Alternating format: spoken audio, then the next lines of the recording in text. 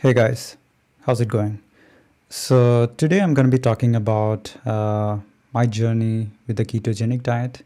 You must have heard about this diet a lot, and it's primarily focused on weight loss programs. But I wanted to give a different perspective about this diet, the benefits that people don't usually talk about. And it's something uh, that comes along with the journey in the ketogenic diet. What do you experience, what your body goes through, and how you benefit both mentally and physically. The physical aspect is, of course, cutting down and reducing the weights. But I think there is also a mental aspect that your body works much more efficiently and your mind works much more efficiently, because essentially the brain uses ketones as the primary fuel instead of glycogen, which is normally converted from carbohydrates using the normal diet. So with the ketogenic diet, the thing is that you consume more fat and less carbohydrates. So it's like 60% fat and 10% carbohydrates with 30 to 35% of proteins.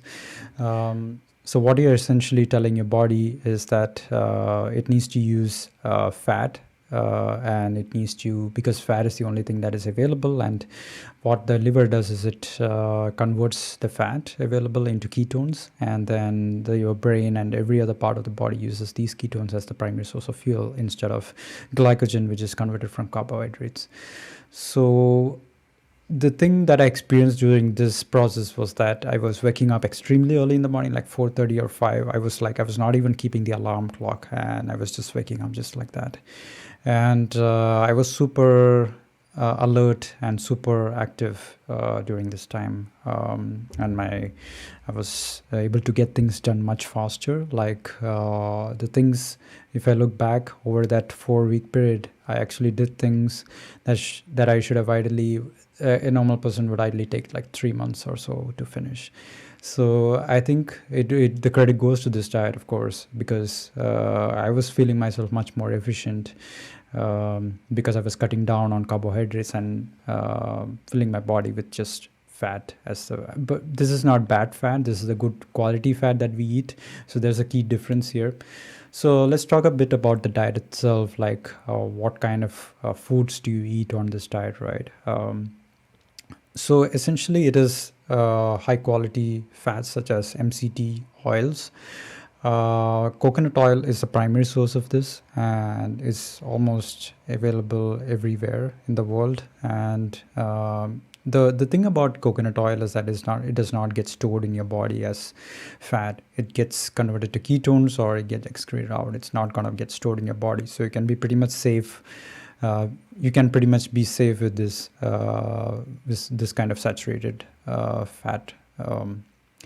And you need to also eat polyunsaturated and unsaturated other forms of fat, which are available from olive oils and other kinds of oils.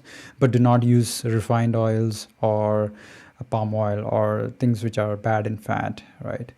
So the diet plan was something like this. I used to wake up in the morning and drink a cup of black coffee with coconut oil and either ghee or butter on it. So this is called bulletproof coffee.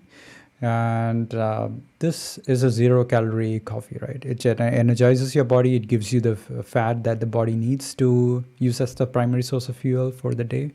And you're still on a diet because you have consumed 0 calories from the coffee. So you're essentially on intermittent fasting, and this is pretty important while being on the ketogenic diet, because when you're intermittent fasting, you also cut down a lot on weight, along with the added benefits of this. It just multiplies the process, multiplies the effectiveness of the process, I think, if you do intermittent fats, the ketogenic diet. So let's talk about a couple of challenges you'll be facing while following the ketogenic diet, or at least the ones that I faced. One of them is that you'll get high fever towards the end of the first week, because your body is deprived of carbohydrates and it cannot make any more glycogen, and it has to produce ketones, and the liver should be able to do that. And the body figures out, okay, there is a change in the fuel types, and it's gonna put you into a feverish state. It just lasts for a couple of days during the end of the first week, and after that you're all good. So this is completely normal from what I experienced. And the other thing that I did not experience during the first few weeks, but towards my fourth week, end of the fourth week, was that I was getting indigestion problems. Not indigestion, like I was, having a bit of stomach pain because of the high fat food that I was having continuously for 4 weeks straight, right? So that's a couple of things to look out for, but otherwise I would say you can really enjoy the food. The kind of foods that I was eating was really delicious because it was high in fat. Of course, they are delicious, right?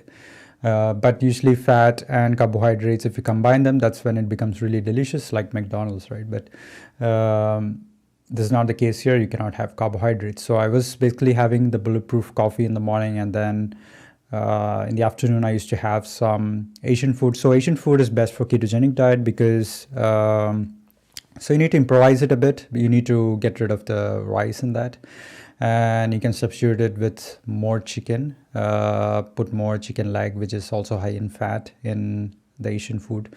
You can make a red curry or green curry or any of the different Thai food options or Asian food options that you have. You can throw in a lot of veggies. So with veggies you have to be careful, like you have to use only cauliflower or broccoli or bell pepper or things like that, which do not contain a lot of carbs. So the idea here is to consume very less carbs, right? And you can prepare it with coconut milk base. The coconut milk is high in fat and very low in carbohydrates, so it works really well with it, and it gives you a good base for your veggies and the chicken.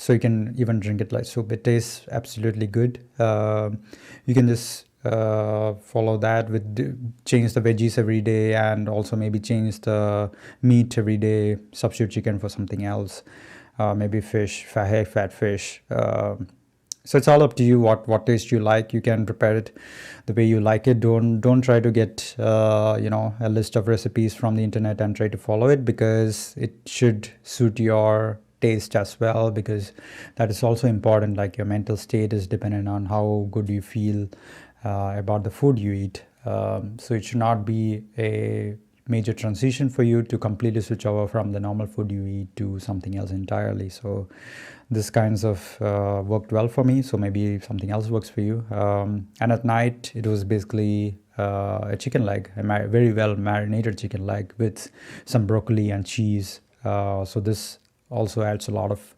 flavor and tastes really good.